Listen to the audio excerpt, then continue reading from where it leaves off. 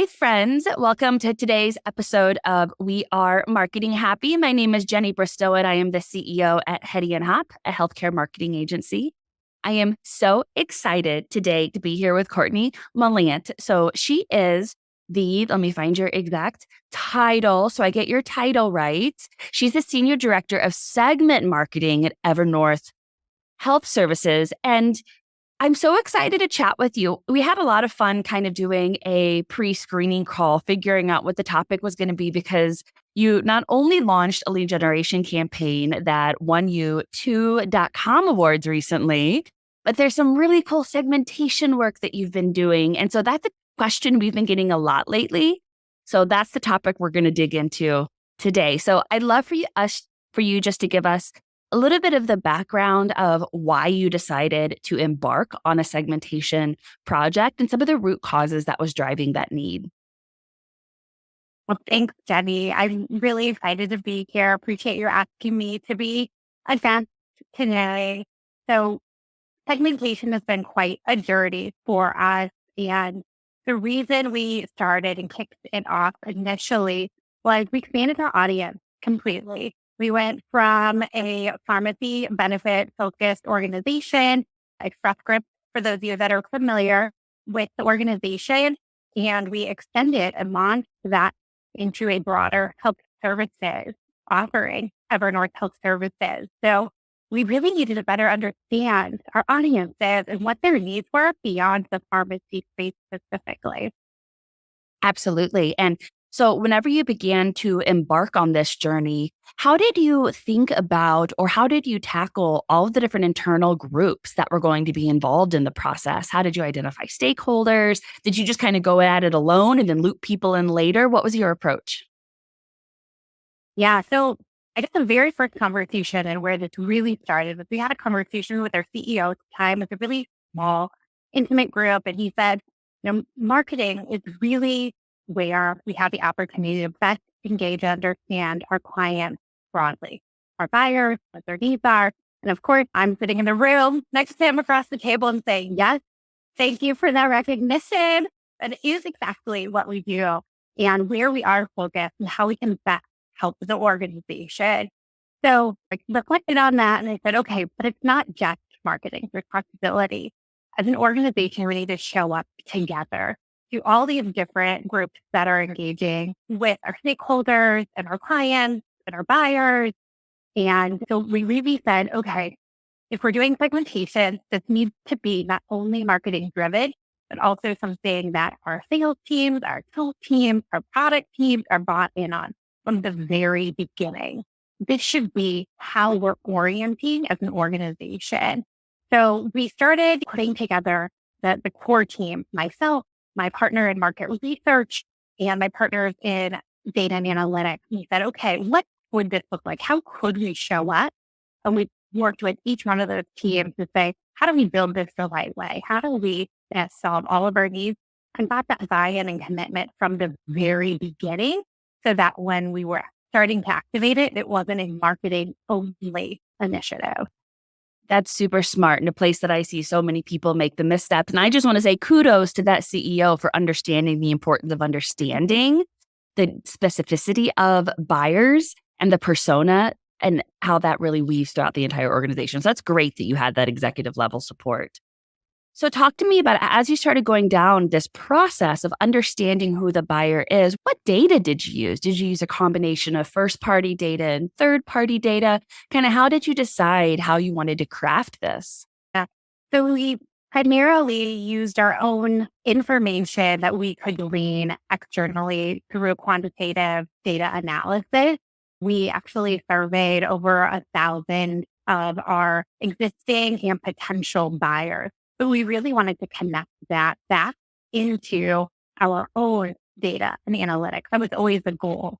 So we wanted to kind of approach it from both angles and make sure that we could actually say, what does this really mean for our own and existing relationships? Because retention is such a critical part of our business for the organization. And we saw that cross-selling was a huge opportunity for us as we expanded beyond that pharmacy benefit into a broader health services viewpoint. Yeah, I love that. I feel like the identification of cross-selling opportunities is always a really fun gem that shows up when you're doing this kind of work, right? It's like an unexpected happy surprise sometimes if that wasn't the primary initiative of the project. So, talk to me about so you had all of this data, you had a really nice large data set, you had an internal analyst team. How did you tackle how many personas did you create? How did you segment it according to different areas of your business? I think a lot of folks that we talk to are really excited about the idea of creating personas, but they get really overwhelmed when it comes to meshing data with behaviors and key triggers of why somebody would make a purchasing decision. And so they kind of stop or pause the project if they don't have a partner to walk them through that. So walk me through kind of how you merged that and how you divided it up. Yeah, we really decided that from the beginning that we were going to need an external partner to help us through this. While we had an expert in marketing research and an expert in analytics and really me kind of helping us navigate what the activation process would be, we knew that some type of cluster analysis and connecting all of those different data points together, we need a third party to kind of look over and see what are all the different connection points we could make to really pull up what are the key segments. And then even from then, at that point, they looked at, I think they did like 40 different analysis to determine which would be the one we would advance and go with. We wanted to make sure that they were mutually exclusive, that there wasn't going to be overlap within the different segmentation elements. And then from there, we as a team said, okay, well, while we have these different segments, we'll probably actually going to focus and prioritize a lot of our effort on a handful of these efforts to really pull through this insight across the organization and make this really understandable for the broad teams that would be using it. I love it. That's so smart. So then what did the final deliverable look like whenever you actually presented the winning, let's say there were 4 different personas or buyer profiles that you identified. What format did you use? Did you do storytelling? Like walk us through that. Yeah. Because there's a lot of vocalization, explaining broadly where we've landed and ended out. But I think the most important and pivotal step that we landed on that made this real was the workshop. We spent a whole day together, all these different teams saying, okay, how do we want to make this real? How do we actually activate this? How do we prioritize this and start integrating it into the way that we work today? And we didn't stop there. We actually stood up a very non-exciting. So we set up a weekly forum and we said, okay, we want to make sure that we have one representative from each of these teams and we keep it going and we held each other accountable. And we started pulling in, okay, where are the successes that we can show? So in every socialization conversation that I kept getting invited to because people were interested and excited about the insights, we had more information to show on how we continue to progress and build successes. And instead of us kind of really pushing it out to everybody, we really kind of started building with a snowball effect. And people were saying, oh, this is a smarter way to do my job. I want to learn a little bit more about that. So it was a really kind of natural way to keep the work going. But we Absolutely. And reinforcing those insights is really a never-ending process, right? Just continues to evolve and change. So if you had to name the biggest takeaway or the biggest win for your organization as far as going through this process today, looking back over the entire timeline of work that you've done, what would that be? think it's all about working smarter. And every single team that's using it today is incorporating this into existing strategies, existing work. It's just helping them achieve their goals in a faster way. So for that product team, they're creating products that are really going to resonate with the buyers. For the sales team, they're prioritizing the buyers that these offerings will actually matter most to. So they have faster velocity when they're trying to break through on those sales. And then of course for marketing, when we're launching these campaigns, we can actually modify the way that we're showing up to those buyers so that we're getting higher click-through rates, higher engagement, and more follow through. I love it. That's so wonderful, Courtney. We did a segmentation and a persona project with one of our clients late last year. And just sharing an example to kind of make it palpable for our listeners, they thought that their average buyer, and this was a health insurance product, individual and family, they thought the average buyer was a man married with children in his late 40s. So all marketing was targeted to that persona. We found out it was actually a 62-year-old single woman. And so that changed everything, right? That changes the images that you use, that changes the language, that changes the upsell opportunity because they also provide Medicare, right?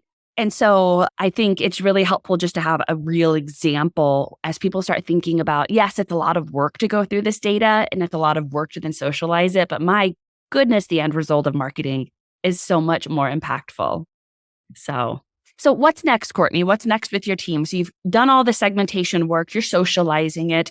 Where do you see this project going from here? What do you think is the next iteration?